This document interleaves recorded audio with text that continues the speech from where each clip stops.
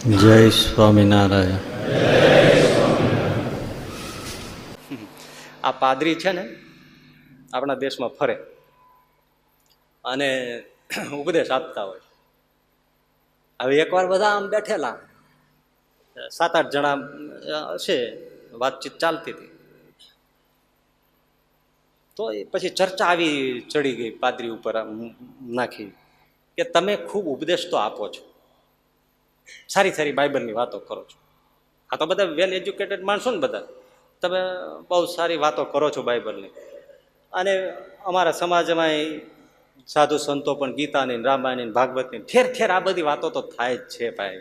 હે, આનાથી ફર્ક શું પડે છે? આટલી બધી કથા, પારાયણો, આ તે સત્સંગ બધું થાય જ છે. હવે નથી લાગતું કે આ બધું બંધ કરવું જ જોઈએ? સમાજ કોઈ સુધરતો નથી, સમાજમાં કઈ ફરક પડતો નથી.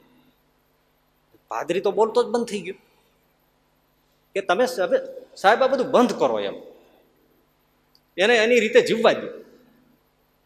કોઈને કઈ હિન્દુઓના સાધુ સંન્યાસીઓ પણ મંડી પડ્યા છે, તમે મંડી પડ્યા છે, બૌદ્ધ ધર્મીઓ મંડ્યા, બધા આવું કરે છે, પણ સમાજમાં કાંઈ સુધારો, માણસ તો જેવો છે એવો ને એવો છે.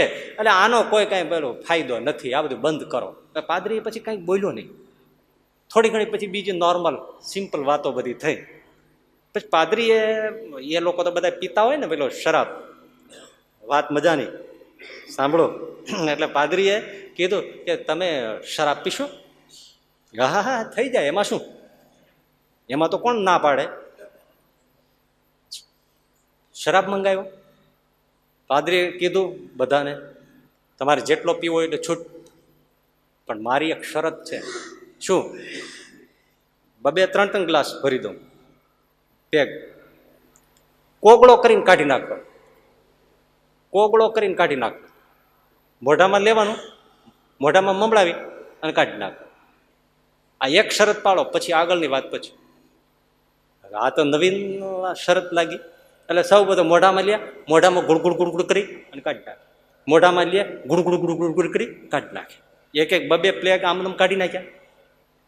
પછી પાદરીએ કીધું 2-3 પીવાઈ ગયા આવી રીતે? તો હા, કોગળા કરી કાઢી નાખ્યા. તો નશો કેમ ચડતો નથી?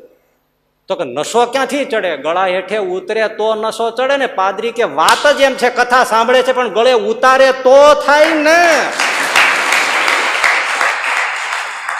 હા, આ કોઈ છે ગળા હેઠે ઉતારતા જ નથી, બધા કોગળા કરીને જ કાઢી નાખે છે, કોગળા કરીને જ કાઢી નાખે છે. તો આમાં નશો ક્યાંથી ચડે ભાઈ? જીવનમાં ફરક ક્યાંથી જ પડે? પણ 2 ઘૂંટડા પીડી ગયો હોય તો મેં પીધો નથી હો, પીધા વગર ચડી ગયો. પાછા હું વાત કરે, ગમે એટલો પીવો પણ લિમિટમાં પીવો. લે, ગમે એટલો પીવો ને પાછો લિમિટમાં પીવો. ડાઈ વાતું કરે, પણ ચડી જાય એટલે, પણ પીવે તો ચડે.